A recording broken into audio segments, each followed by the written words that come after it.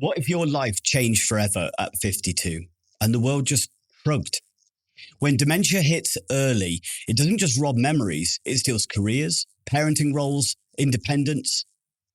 Karen Thomas from Dementia Forward joins us to talk about young onset dementia, what makes it different, and why the voices of those living it need to be heard now more than ever. If you are caring for someone else, whether paid or unpaid, and no matter how many hours you do it, did you realise that you may be missing out on thousands of pounds of discounts for things that you may use every day? The Able to Care podcast is proud to be sponsored by the UK's #1 carers card.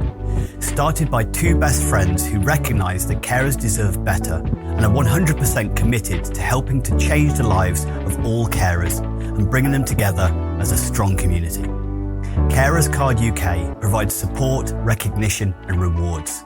It offers reassurance by providing an ID card that helps access emergency information when needed, while also unlocking discounts, a wellbeing hub, a carers circle tool and a community through their app. All of this for less than the price of a box of chocolates a year. There are discounts on gym membership, days out, electrical goods, clothing and even glasses. Let others know you care while taking a little care of yourself with an ID card you can be proud of. Visit carerscarduk.co.uk/promo code/able to care today to order yours.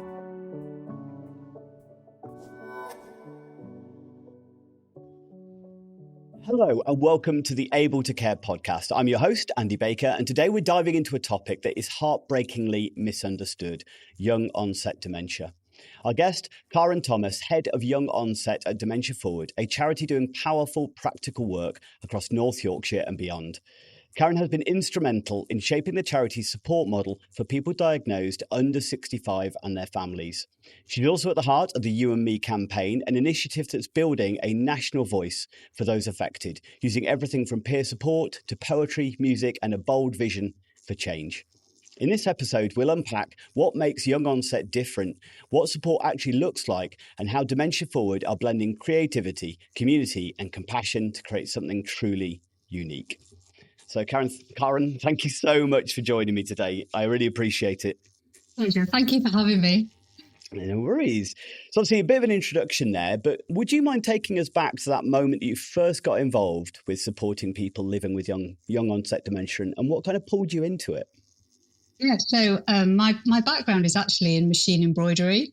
But I found that it wasn't giving me what I needed from work. I wanted to kind of give back more and do more for people. So I became an adult education tutor, and I specialised in working with vulnerable adults. But again, that became untenable. I didn't have a very measured life. I wasn't earning a steady wage. And so I sort of started to cast around for somewhere that I could work, which sort of modelled the way I wanted to work and the sorts of mission I wanted to kind of be part of. And Dementia Forward just kind of was a really clear winner in that. So I became a volunteer for Dementia Forward. And the Dementia Forward story is that we have 7 founder members who created the charity they left a national charity on the Friday and they started Dementia Forward on the Monday. And within 18 months, they had won 3 of the 6 health lots across North Yorkshire. So I came on at that time when there were staff being tupied and there was a bit of staff movement. And I ended up working with Young Onset because I came in as a support advisor, but the Time Out Together group had literally just started. So Time Out Together is a group that we run specifically for younger people with dementia. It's an outward bound group where we go different places every single week. So when I came on board, my background in adult education and organising classes and working with people really, really met that well. So I was a support advisor when I came, but then I also ran the Time Out Together groups as well and went out with them every week. Fantastic. So for those who don't know, what exactly is young onset dementia and how does it differ from other forms in terms of impact and the needs of the individuals? Young onset dementia is sort of termed or we refer to it as a person who has experienced symptoms under the age of 65. So to put that into context, the youngest person we've ever supported was 37. The youngest person at the moment is 46. Generally, we meet people in their mid to late 50s, but quite often early 60s, and actually over that age as well, because diagnosis can take so long that people are experiencing symptoms before the age of 65, but they still need support and they will still be considered a person with young onset dementia after that. But the things that people experience are very different as well. They are people essentially in the momentum of their lives. So it's people of working age. So it's people really like you and me. We have named our campaign You and Me because we are working together. But originally we were going to call it You or Me because it could be any of us. So we can look at how our lives sort of work. So as working people, generally, when we go out to work, our working life the routine of it will kind of, dictate what time we get up in the morning, and it'll dictate maybe what we wear, perhaps what we have for breakfast, whether it's a rush breakfast out of the house or how we do dinner when we get back at night because of the time. And the time scale of that day, what time you might get home and things like that. And I think people with young onset dementia so often lose their ability to be at work because they're asked to leave quite often, which is a whole other topic in itself. But losing that structure and that routine is a massive thing that happens to families and can have quite a profound effect. Yeah. It's that sense of identity, isn't it, that we so associate with what we do for a living, where we fall within our family unit. There's the hobbies we have, the communities we belong to, all help us to recognise who we are or label ourselves as who we are. And then suddenly that one new label that's get added to a person as far as this diagnosis is concerned can potentially destroy all of those elements or significant amounts and cause this kind of this chaos in who this person now knows who they are. Yeah, and we see, so there's lots of complexities when it comes to the infrastructure around caring and supporting people with young onset dementia. But within the family environment, there are many different challenges because a person is younger. So, for example, financially, I mean, that's a huge issue, is that people are not of pension age. You can't draw your pension until you're 55. So financially, there can be a big hit. And if a person has been asked to leave work, then generally a partner is still at work. So they're still maintaining those kind of family finances. But they may also have children that they're caring for, and then they're also caring for a partner. So relationships change as well. And again, that changes identity. That can be extremely difficult. And we see huge amounts of living loss, we call it, because there's small nuances of how we live, like sitting down to maybe watch Netflix together or, parenting and discussing what you might do about a situation, or maybe talking about finances together. All those things can add up to just small losses all the time, which just add up to, a carer potentially taking on more and more. People are often as well extremely physically fit. So you have like changes in cognition, but that ability to still need to do things physically. So our well-being looks different for everybody. I like to swim, but I know that wouldn't be what other people would like to do necessarily when I am swimming outdoors. But we support people who still want to cycle. They still want to go climbing. They back in the day when we first started supporting people with young onset dementia, we had a man who was a marathon runner, and we had a member of staff who would go out running with him because that's what he needed to do. So yes, all sorts of things. Friends not engaging as well. That's really common, that actually friends start to step away because they're, for all sorts of reasons, but not really sure how they can help, feel like they're stepping on toes. The person that they know isn't quite the same anymore, so they're not quite sure how to communicate. And, and that support network, if that steps away as well, we see a lot of people feeling more isolated. So yeah, and on a bigger scale, that makes a difference too. I think that's something I've come across quite a lot, actually, is that, there's quite a lot of statistics showing that people with terminal illnesses tend to lose all their friends. And it is that people really struggle with knowing how to empathize. I think I don't know what to say, or I find it hard. I don't know how to support, and as you said, don't know how to step on the toes. And I think there's a two-way conversation that needs to happen there. And I always kind of, one is that you've got to be bold, and sometimes it's okay not to know what to say. It's better to kind of say the wrong thing than just completely withdraw and ignore and dismiss, because that's also as painful for both parties. And it's okay to just go, I've got no idea what I can say to make things better, but I just want you to know I'm here, and hey, whatever I need you to do, I'm here for it. But I think also it's being the families themselves being bold enough to go, it's not a personal thing. It is, I never attribute to malice what could be attributed to ignorance. And they just don't know. They don't know how to deal with it. They don't have support. So actually be bold enough to go, hey, can you come round? Because we'd love to see you. And just come and hey, could you come to this? And be willing to ask the questions or ask for the help, which is really hard. Yeah, and we see as well, we see as well friends who are devastated by what they see, and actually they can't cope emotionally with what they're witnessing, and therefore they also step away for that reason. So, but even then, you see, I think that there's always things that people can do, just to go and do the shopping, and those routines that we have in our life can become really difficult. So any kind of help in that nature, of a practical nature, is also, really beneficial for families. So, but you're right, yeah. I remember having a podcast conversation actually with a lady called Charlie Beswick, who's a parent carer. And she gave me this wonderful bit of advice in there, which I thought was absolutely spot on, which is all carers, when asked, how are you doing? Are you okay? The instinct is just to go, fine. And actually they need to be brave enough to go, do you know what? I'm having a really tough day, but thank you so much for asking. And just that, thank you so much for asking is the end. I don't need more, but I'm just going to be honest with you that I am actually having a tough time and going through some stuff. And I think people just tend to just go, fine.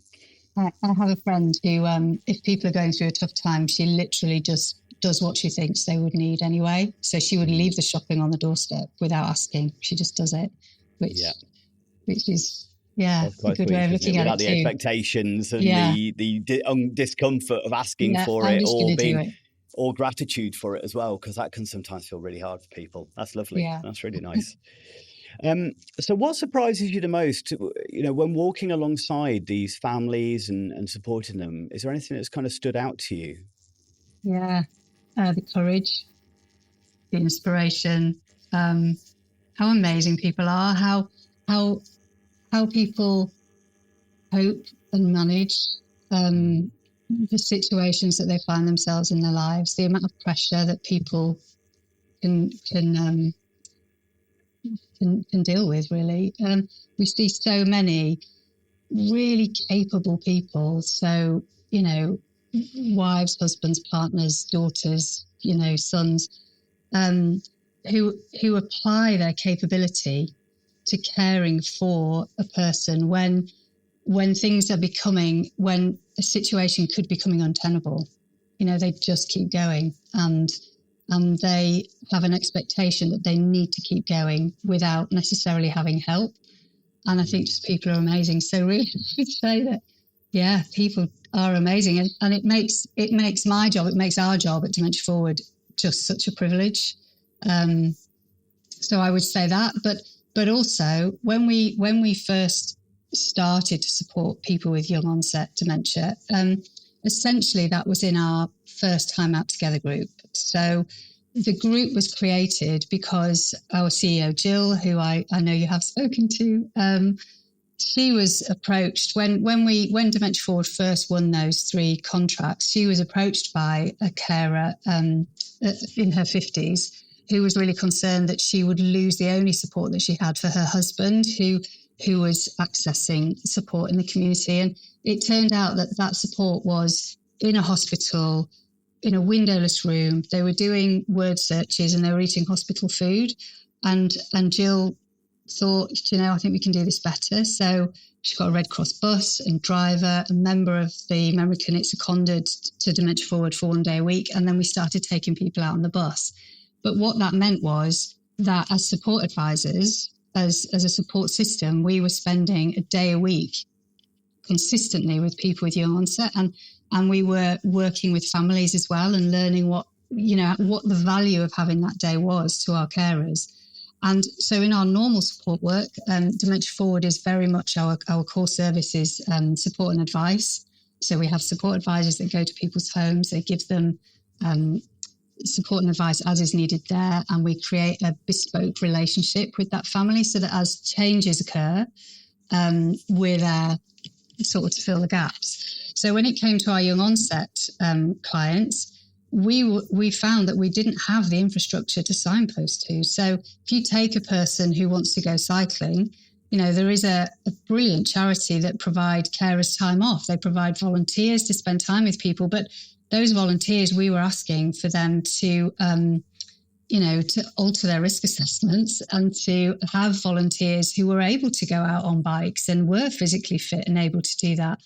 And people who, might be of a similar age to our clients, but not at work. And so we were asking a whole different set of requests so that when we created my role, when Dementia Forward won all 6 contracts across North Yorkshire, and we decided actually somebody needs to do something about young onset dementia, we created a role. And then what surprised me was how much there was to do, how many gaps there were. There are so many gaps, and we still keep finding them. Every sort of topic has another 5 or 6 threads to it. There's work happening at the moment, I think with Dementia UK, especially where they're finding that children within families can be neglected because there's so much for one person to be doing. So there's research going into that. There's so many complex presentations. There was no respite that was appropriate for people that needed to book it ahead. No young onset specific provision for care. People, and still are, being in when a person needs care. We've got 50-year-olds living with 80 or 90-year-olds, and actually the environment isn't appropriate. So we've been working on that, and really unusual things as well, like even some of our younger male clients being arrested, but they're kind of, to us, they are a really vulnerable person who is physically fit, but they're arrested in a way that feels really quite brutal to us because they're a vulnerable person. But I think from the police perspective, they're an aggressive man that they need to get to the ground and handcuff. And so there's all sorts of areas. So I think that would be another surprise, was that there were so many things to do. The coding, young onset dementia isn't coded. So people are invisible in the stats. The slowness of the diagnosis, that would be another surprise. Yeah, you mentioned there a couple of times actually about the difficulty and the challenges to get a diagnosis. Obviously, working with quite a number of different individuals. Do you know what the average is as far as diagnostics time and stuff? I don't know what the average is for people with young onset. I know, so I know that we support a man who it took 7 years to get a diagnosis. Often, it's not unusual for me to hear that people have had about a 4-year diagnostic kind of wait. Some people it's within a year. And I think probably, averagely, it's probably about 2 years, under 2 years. But it's slow because so many of the symptoms mirror other diagnoses, and what doctor wants to give somebody a terminal diagnosis, so of course they investigate everything, and that takes time. They'll go into B12, and for women, menopause often, or depression or anxiety, and all those things are investigated. And then the time adds up, but it means that people lose time, and there are different areas where it's being approached differently. So certainly in Scarborough, if a person is showing cognitive changes, they will try and eliminate a dementia diagnosis as soon as possible. So they do it the other way around. But yeah, it's very difficult for families. It seems like the right way of doing it, isn't it? It should be the most, essential, or the one that requires the earliest intervention should be looked at first and then kind of roll back, rather than the other way around. I think it's sometimes, well, let's see if we can fix this quick first. It's like fighting the fire rather than looking at what's causing the fire in the first place, kind of thing, which is a shame across the system a little bit. And I think expense is a big thing for people with young onset. So it's more expensive to diagnose, to go through brain scans and to do all those sorts of things for people. But actually, if we take that as a theme, it is more expensive to support and, have provision for people with young onset as well. Because one of the reasons for that, I think also, when it comes to provision, is that people are of a minority. It's a minority. So I pulled up some stats from our database, and at the moment, and I think Jill mentioned this as well, but at the moment we support 4,892 families across the whole of North Yorkshire and York, and 429 of those are people experiencing young onset dementia. So that is, I think it's about, I didn't do the maths, but it's 9.5 or 9.8%. I'm going to say it's about 10%, isn't it? Yeah, it's about that. And nationally, there's been a review that would say that 7.5% is the national average of people being diagnosed with young onset dementia. So we're supporting higher than the national average, but still, those people, if you take it that they're completely across North Yorkshire, which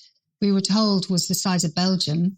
North Yorkshire is enormous, and it's got so many different cultures in it. And, we've got farming communities and cities and coastal communities, and those people are spread right across that whole patch, that we need to bring people together. So, but it's more expensive, of course, because there's fewer people, and needs are different as well. So you've mentioned quite a lot there as far as things that don't work in the system, whether it be the diagnostics or the support, and I say the funding being a big part of that. So how are you guys kind of beginning to map the kinds of support that the individuals and the families actually need?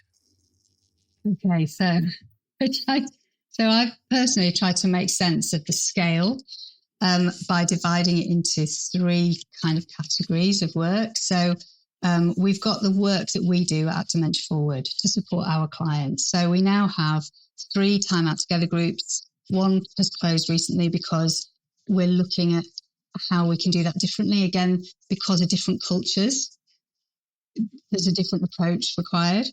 So we have 3 of those. All our support advisors need a different toolbox when they go and meet people, because they're signposting, but they need to be signposting to different areas, to different things that people need. And we try and get people together socially. So we call them social gatherings. We're trying to get people together all the time so they can meet each other and create their own network. And then we do a lot of training and, awareness raising. So on the next bracket, that would be like our community and partnership work. So those are the things that we at Dementia Forward just can't do. We're not, from where we're placed within the community, we just can't do them. And an excellent example of that would be care. We don't run care homes, but we can consult, and everything, all the information that we have comes directly from our clients because we're in conversation with them. We have a relationship with them. So we consult, and there is a care home now that exists in York, and another that's sprung from that in Gateshead. And actually, what we're finding is that the other providers, I think there's 4 providers at the moment in conversation about creating young onset provision for people in care and respite. So we can't do that ourselves, but we work with people to do that. People with young onset often need volunteering opportunities so they can still be doing meaningful activity and work. We need financial advisors. We need legal advisors who actually understand the complexities. counsellors, who understand the scale of the living loss that we see and the pressures that people are experiencing. So I would say that is and also sometimes quite often we're working with professionals as well. So perhaps the funding teams, the hospital, if people are being taken into our mental health wards, that is kind of our community partnership level. And then I would say our national level. So we realised that we've been doing this a while now. It's 12 years that we've been supporting people with young onset. And so we've learned a lot. And we recognised that once we stepped into doing this role, that actually it's a real postcode lottery. We're the only charity supporting people pre-diagnosis to end of life, and for young onset. But there are also just so many amazing charities out there as well, and people doing the most fantastic work that we also need to learn from, because nobody knows everything and we need to learn too. And so we created a campaign to raise awareness for young onset. And that happened really because we had the desire to do that. And also we had a referral for a man, Jonathan, who also wanted to make a difference. He had a very dynamic friend who also wanted to make a difference. And together that momentum meant that we created the You and Me campaign. And as part of the campaign, we created Young Onset Dementia Awareness Day on Jonathan's birthday.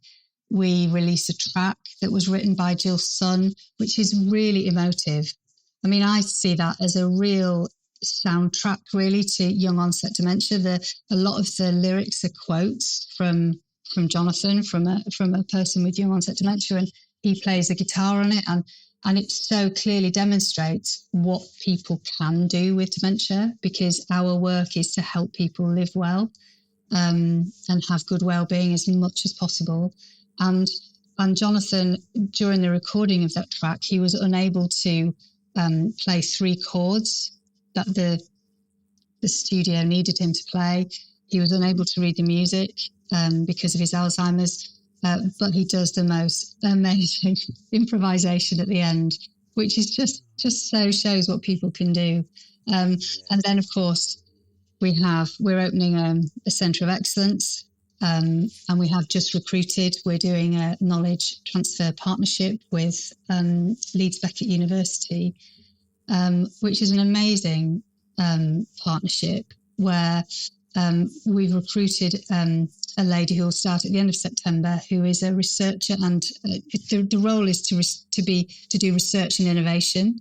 Yeah. So we'll pull together everything that we've learned, everything that's out there, and we will create, packages of blueprints, really, training with yourself, and we hope, a technology centre as well. And then the other part of our campaign, of course, is the conference. Yes, we'll come on to that in a second. So, yeah, I actually played the You and Me song to my staff team. They didn't know what it was, but it's, they thought it was it's a beautiful song. It really is. And we will make sure we put a link in the description and things like that to the song itself, the YouTube video. So thank you for sending it over, and we'll make sure we link that in. Thank you. That'd be great, Andy, because the more downloads and plays we get of that, the better. The more it's heard and the more it's seen. And eventually, I think if we get 1 million plays, I think we then start to get some money that we can use for the campaign.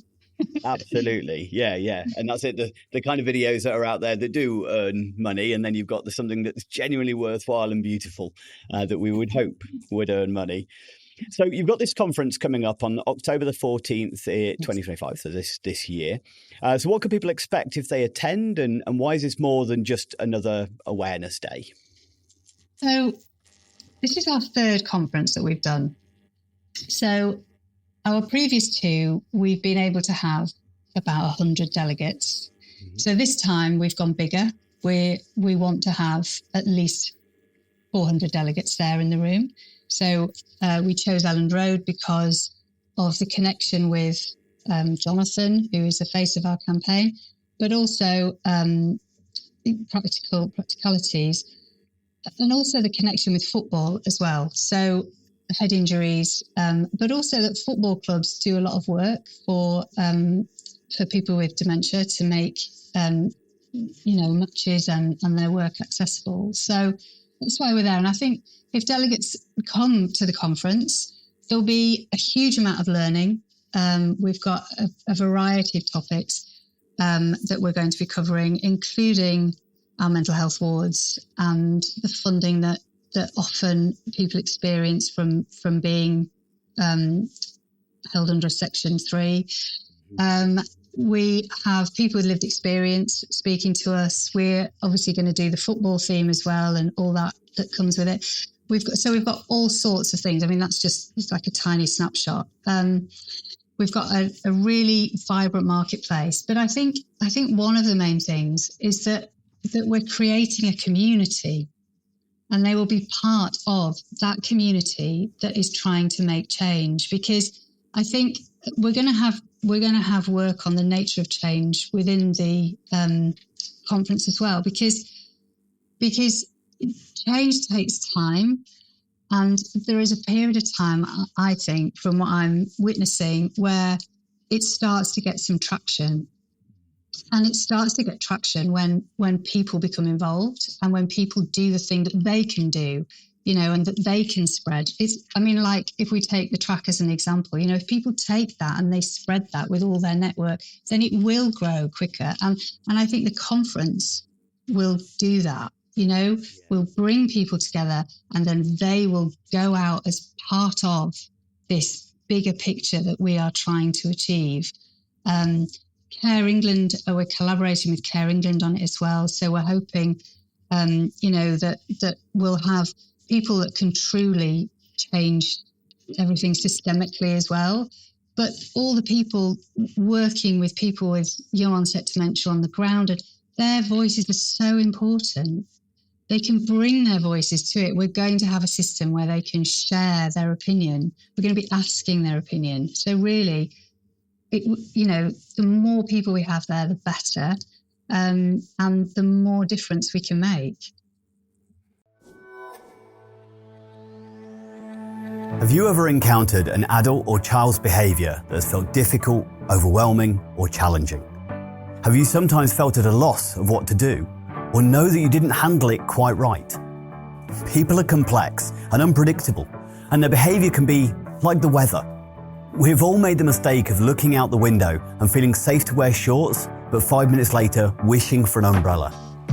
But what if, like a weatherman, you understood how humidity, temperature and pressure all come together to cause the weather, allowing you to better prepare, predict and respond, and prevent ever having a picnic ruined by a thunderstorm ever again?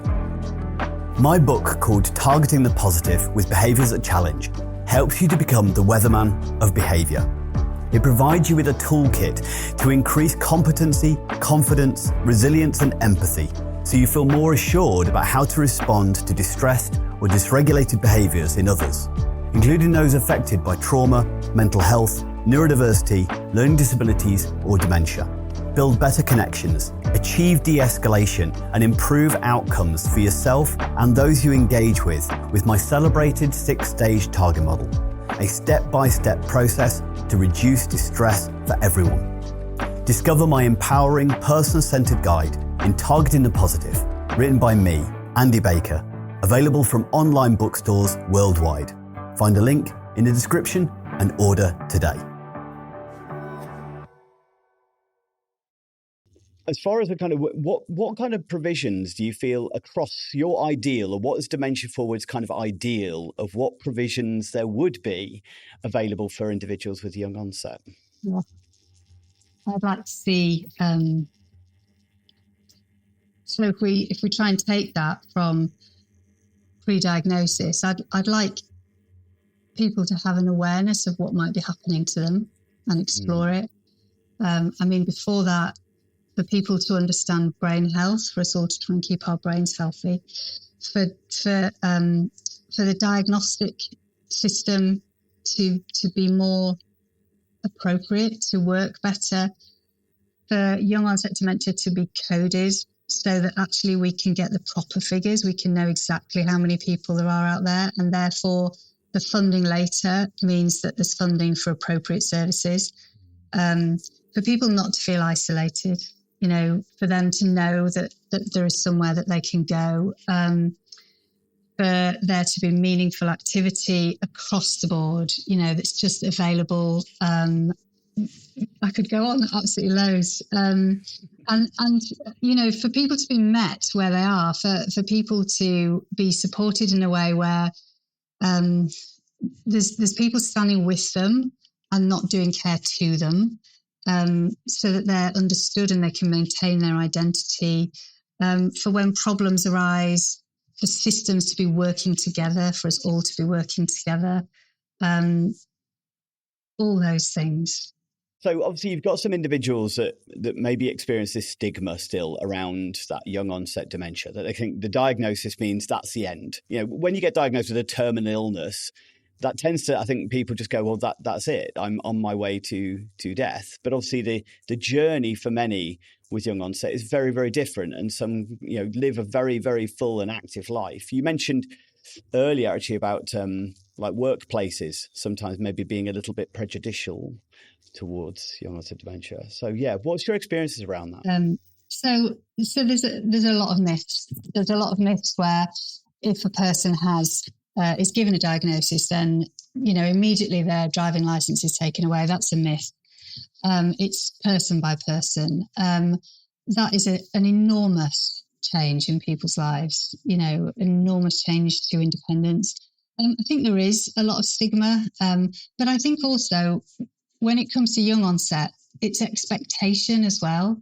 It's like when there's no real expectation when we're in our 30s, 40s and 50s that we would develop a dementia potentially, and also that you would become a carer of a person with dementia. There's no real expectation, and you could take that expectation, a few years ago probably now, but you could take that expectation to the GPs and in our social care system, and it's not expected, and therefore it's nothing set up for it, and I think that makes it harder for people if they're experiencing symptoms or if they're needing to tell somebody, they're not meeting a mind where it's understood what's happening. And generally, I think people hold an idea in their heads that dementia is about memory only.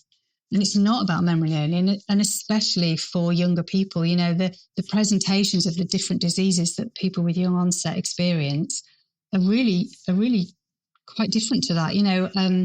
Frontal temporal lobe diagnosis can often be more about behaviour. So a person's social skills may alter, or they may lose empathy. We've known clients whose partner might have fallen, and they've stepped over them because they have absolutely no empathy left, because that's the part of the brain that's been damaged, and that's so hurtful, for the carer when they're obviously doing so much for a person. So I think there's that, and I think you mentioned work there, that that if there was more of an understanding in the workplace, then we would see less people being asked to leave work, because what we see is the majority of people being asked to leave work. And then we support, obviously, obviously we support that. But if a person is still in work and they get a diagnosis, then their work will make alterations so that they can continue to work. It will be considered a disability, so that they're there, therefore supporting them as well within work. And that's an enormous difference to families and to people. So yeah, I think there's a lot of work to be done on awareness, and then how sort of not only of young onset being in existence, being a thing, but also what people can then do. It's really interesting that what we find quite often is that it's a message that doesn't always land. So we have to repeat it and we have to go back. So fairly recently, I've had a member of our own staff, who really felt that it was much more of, people who are young at heart. There are so many crossovers with living loss and all sorts of crossovers that do affect older people as well. But this particular member of staff, I think, only recognised the crisis and how quickly people can get into crisis, and how it's different how a person views themselves, how they identify, and therefore what the provision around them needs to be. So actually, sometimes, even with people working with dementia all the time, it can be a difficult message to understand, I think, why it's different. I think it is. It's always hard for us to imagine ourselves in any different circumstances or age, isn't it? So again, there's still that connection with dementia and elderly being. So somebody with dementia, we almost have this preconceived idea that they'll be sort of sat in a chair and wanting to do arts and crafts and listening to, let's have some show tunes with a singer coming in and things like that. But it's a case of, well, let's say that, I'm within that age bracket of being at risk, and my life is I go to the gym 3 times a week. I train in martial arts. I don't sit in a chair doing arts and crafts and listening to Vera Lynn. So why would that suddenly, just because my diagnosis has changed or I have a condition, then change what I enjoy, what I want to do, how I want to live my life? And I think that's difficult for people because of the connotations, maybe the preconceived ideas and prejudice that people, and this is the thing, it's not to discriminate or say people are bad, because we all have those prejudices, we all have those stereotypes, and therefore there is a stereotype about dementia. And that's where, the young onset doesn't fit that stereotype. So that's where it has to be kind of broken down and rebuilt. And it's hard as well because, and again, it kind of comes to being more expensive. But it takes, so if you put people with young onset dementia into care, for example, then that care approach needs to be different. People want to be eating the kinds of foods, like ramen or pizza or things like that, rather than, more traditional foods that potentially older people might have been cooking themselves. And the music, as you say, but also how people strongly identify. So I know that, recently there's been a chap who is a part of the SAS. So physically so fit, and his answers to, his solutions to solving problems are to climb, and so there's presentations as well of people where there needs to be almost like an expectation, expect the unexpected. So that amount of flexibility and extra staff needed to be able to cope with the different presentations that people have, and to enable somebody to remain dignified. If somebody is wanting to go out, then there needs to be the ability for them to go out somewhere because they want to go for a walk or they want fresh air, and it's more about, I think, and this is where it's really difficult, and I just admire it so much that care environments often will have their own routines and ways of doing things that potentially older people may fit into more easily. Whereas a younger person, they're being dictated to a little bit more by what that younger person is bringing. And I think that's a whole different ballgame and really, really challenging. There's also the family as well. The families are generally more involved. Somebody's wife or husband, they want to be there. Their children want to be visiting. And so it brings a whole different set of there's maybe going to be a lower level of acceptance as well, I should imagine, from both the individual themselves and from the family, as far as, whereas maybe there is an acceptance when you get older, for some individuals, not all, that, well, my life is going to change. I know it's going to change because now I've got older. Whereas when that younger state is the case, but it shouldn't. It shouldn't be changing just because of this. So, I think it's evidence. Sorry, carry on. I was only going to say that there's that expectation of your body will deteriorate when we get older. And also what we very sadly see is that the dementia can run its course in a younger person. I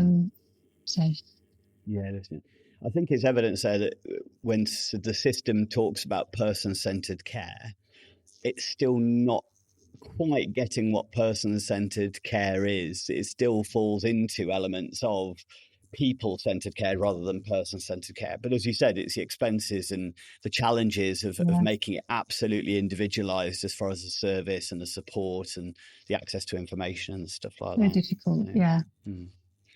So I've already mentioned, Karen, as far as working with ABLE training related to a course on young onset dementia. So also we're building that together. And what are you hoping, as far as professionals and families, what are you hoping they'll walk away from or work away with from training courses around this topic? More knowledge, more understanding, an alteration in their approach, maybe, that and a kind of buy-in to who people with young onset dementia are, that they are absolutely individuals with individual needs, and there's an ability for us as professionals to make sure that our approach is respectful to that. And I think it's that message. It's that message that it's different for younger people. I think mainly because of the infrastructure around, but also the momentum of people's lives. But I think if they could take away that they can make a difference, however small, that would be amazing. Yeah, you kind of answered my next question that I had in there, which was that was a really good answer, really good. But I'm going to ask it anyway. As far as I think it's worthwhile. As far as what's the one thing that you'd want every GP, social worker, and carer to understand when they first meet somebody with young onset dementia? I think I'd like them to be able to see truly the effect that it has, truly what's happening. I'm not sure if I can think of an example, but we had a lady recently who contacted us because she felt her diagnosis was just taking too long.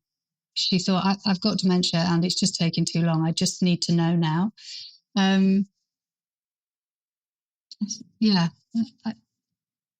don't know if I've answered that question very well. No, that's fine. Yeah, no, that was absolutely fine. I think I want them, and I'm not saying they don't, that this isn't the case, because, our GPs and our medical system, people are amazing. But I think I would want them to recognise what they're seeing and how much of an effect it has on those people's lives. It's huge. Yeah, and getting that support. And I suppose one element as well is making sure they know where to signpost to as well. I say there's so many people who are, they receive the diagnosis and it's a little bit of like, well, so long, good luck. You go through the palliative care team, but they don't always know necessarily how to signpost them. And communities like the one that Dementia Forward kind of has created and building. Yeah, and sorry, I mean, that's absolutely crucial because, that I always sort of see it as our medical. People go through the medical process of diagnosis, and some people don't get a diagnosis. We can support people, and we do support people, many people, without a diagnosis. But then there are charities like ours, and obviously for us, if people live in North Yorkshire and York, then if they call us and refer to us, then they will be given support and community and a bespoke support. But that well-being to help people live well is so important. I know people have spoken to me and described that kind of feeling of just falling off a cliff. What do I do now? Or standing back and waiting for all the people that are going to support them to flood in, and actually nobody comes and they need to go and find it themselves. And so at that kind of medical point, if people can be referred to Dementia Forward or charities like Dementia Forward, then it can make a huge difference in people's lives. You come across with so much passion around this, Karen, as far as the what you're doing and the work you're doing. I should imagine that there's been some elements of some heartbreaking moments on your journey a little bit. Would you mind just sharing an example of one of those for me? So there are many, but we've supported one family. I'll take one family example. We've supported one family really from the point where he was asked to leave work. So this man, and this shows, I think, progression as well. So this man was asked to leave work, and he'd worked there for 30 years. He was just asked to leave because he was starting to make mistakes. He worked with IT and finance. He split up with his wife. He had to leave the family home. His mother died, and he was diagnosed with Alzheimer's disease all within 5 months. And his life just completely, all that routine, everything just kind of fell apart. So they were referred to us. We sort of scooped them up. He started to come to our Time Out Together group. So he developed a community with that. And his wife also was very supportive of him, even though they weren't a couple anymore. And again, we were able to support her with things that were cropping up. As and we signposted to, the charity where they were able to take him out cycling, and he was cycling a lot. And then what we do is we work with the family as things alter and change. So as his presentation changed and it was no longer safe for him to go cycling, he started to come to our hubs. He was really happy at our hubs. And then he was living with his son, and he and his wife had a baby. So there was a baby in the household. And as our client's physicality changed, that became difficult within the house with a child. And we had a situation where it was really difficult for the social teams to understand what they were seeing, because what they saw, I think, was a lot of adults helping, but actually the pressure was enormous. Financially, it was extremely complicated because you had a split relationship, you had inheritance, you had people living in different houses that were owned by different members of the family, and really complex. This man went into care. His presentation altered. He was sectioned. He was taken into mental health ward. They struggled to medically get things under control for him. Extremely difficult for the family. He's now in care. He's fed by his wife. He is non-verbal.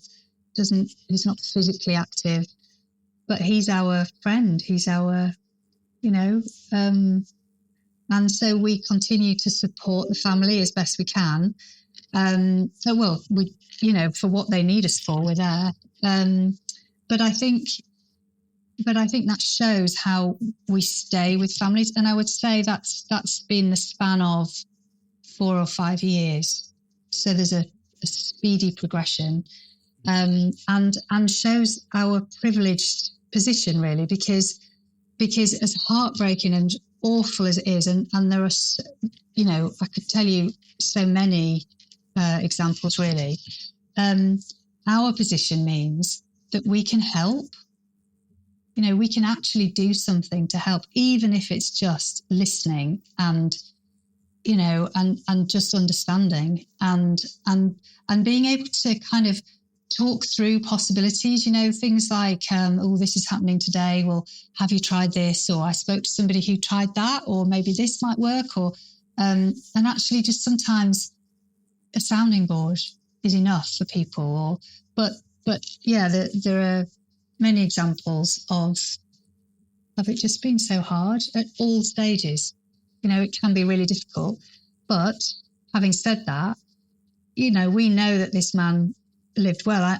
We know that when a member of our Time Out Together team visits him, he will smile. He will know that that's who we are. And that period of time was a real pleasure for him, a real connection and fun. And, there's a lot of awful jokes on those time out together groups and a lot of banter and enjoyment and connection. And, so for us, I always feel that it's a privilege that we can make the difference.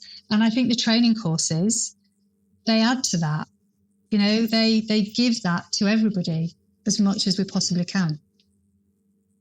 That was a beautiful story. Thank you so much for sharing that. That was generally, and it's as you said, you can hear the passion and what Dementia Forward are doing as far as creating those relationships and those connections for people who are maybe finding, as we spoke earlier in the talk, the disconnection from their life, from people and everything they're experiencing. So thank you for that.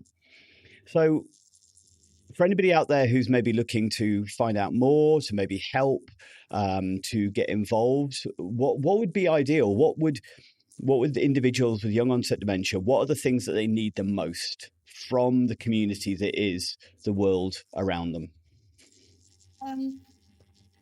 I think connection. I think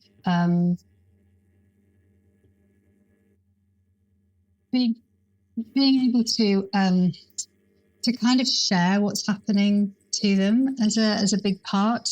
I think because everybody's experience is so different, there is no family that experiences dementia the same at all for such a massive variety of reasons. Family dynamic and personality, and where the dementia might be affecting, what part of the brain it might be affecting, what age, there's so many factors that nobody experiences it the same.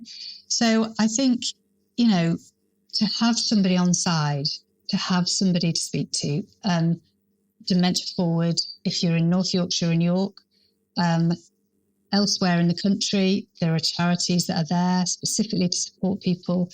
And I think I would reach out and hope that people would have support there. I think if people are experiencing symptoms and they're not sure what to do, then again, reach out and don't be alone. And I think so I can give you our contact details. If they wanted to ring Dementia Forward and they're in York and North Yorkshire, then our number is 0330 578 592. So they can contact us in that way or via our website, which is www.dementiaforward.org.uk. We'll make sure we include all those in the description and the show notes as well, so people can find. And obviously, there's connections on our website as well to try and make sure they find you. And to come to the conference too, to be a part of that conversation. If you're a person with lived experience and you've got something to say, come along to the conference. And if you're a person working with people with young onset dementia or would like to work with people with young onset dementia or just want to know more, then come to the conference, and be a part of it, I would say as well. To make a change, we need change on every level, and we need 100%. Help. I mean, there's loads of people. There's a lot more happening. There's much more traction now. But yeah, if people could be involved, that'd be brilliant. I know there's a lot of people obviously within the community and people I'm speaking to that, are wanting to speak up and speak out. And I think it's definitely a bit of as you mentioned earlier, that the momentum is maybe starting to build in the right direction. And I know there's some, there's some work that still needs doing at the top of the hierarchy of the powers that be to kind of, as you said, recognise it as a codable condition so that they can get the numbers sorted and see where the funding actually needs to go and the support actually needs to go. But thank you so much for joining us today, Karen. It was really a genuinely wonderful conversation. And we'll obviously, the community, the connection and the partnership between Able Training and Dementia Forward, we're hoping will keep growing and we'll keep the message out there. But I'm looking forward to the conference, and we'll make sure that if anybody's interested in that, we'll put the links to that in all the in the show notes, descriptions, and everything like that. But thank you. Absolutely my pleasure. So if you're listening and watch this and anything that we've spoken about you found useful, interesting or important, and there's anybody in your life that maybe you want to raise the awareness, either because they may be struggling or showing symptoms, or you already know that they need some additional support, please like, comment and share this podcast so that this word can get out to more people in the community. Thank you.